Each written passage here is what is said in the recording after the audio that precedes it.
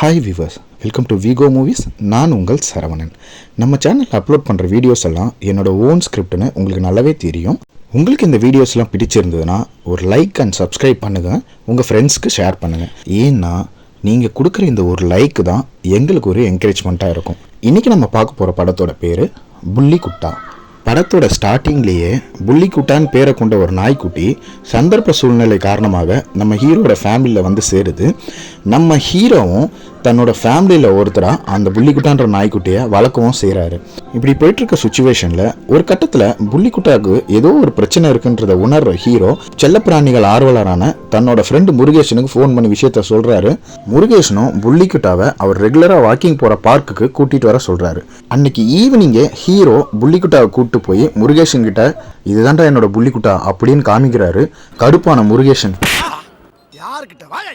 புள்ளிக்குட்டானா எப்படி இருக்கும் தெரியுமா, அங்க பாரு அப்படின்னு தான் வளர்க்குற புள்ளிக்குட்டாவை காட்டுறாரு.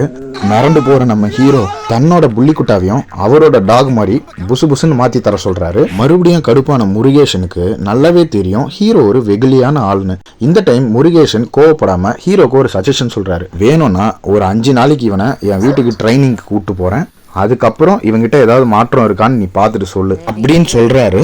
இதை கேட்டுட்டு இருந்த முருகேசனோட டாகு ரொம்பவே கோவப்படுது. ட்ரைனிங்காக தன்னோட வீட்டுக்குள்ள நுழையிற புள்ளிக்குட்டாவை முருகேசனோட டாகு என்னன்னோ தந்திரம் பண்ணி விரட்ட பார்க்குது. முருகேசனோட டாகு என்னெல்லாம் தந்திரம் பண்ணுதோ அதுலேருந்து புள்ளிக்குட்டா தப்பிக்கிற ஒரு சீன்லையும் அந்த ஊரில் இருக்கிற மக்கள்கிட்ட ரொம்பவே நல்ல பேர் வாங்குது. எல்லாரும் புள்ளிக்குட்டாவை தூக்கி வச்சு கொண்டாடுறாங்க.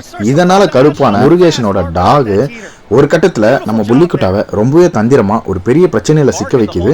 இதுக்கப்புறம் நம்ம புள்ளிக்குட்டாக்கு என்ன ஆச்சு அப்படின்றதான் இந்த படத்தோட சுவாரஸ்யமான காமெடி கலந்த மீதி கதையே. இந்த படம் உங்களுக்கு பிடிச்சிருக்கும்னு நான் நம்புகிறேன். சப்ஸ்கிரைப் பண்ணிக்கோங்க. மறுபடியும் உங்களை இன்னொரு காமெடியான ஸ்கிரிப்டோட சீக்கிரமே சந்திக்கிறேன். அது வரைக்கும் பாய் ஃப்ரம் சரவணன். தேங்க்யூ.